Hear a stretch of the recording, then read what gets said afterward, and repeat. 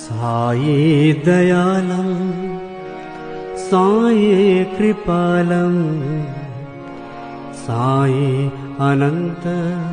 त्रिगुणस्वरूपं साई दयालं साई कृपालं साई अनंत त्रिगुणस्वरूपं नमो साईनाथं नमो साईनाथं नमो साईनाथं नमो साईनाथं नमो साईनाथं नमो साईनाथं नमो साईनाथं नमो साईनाथं साई दयालं साई कृपालं साई अनंत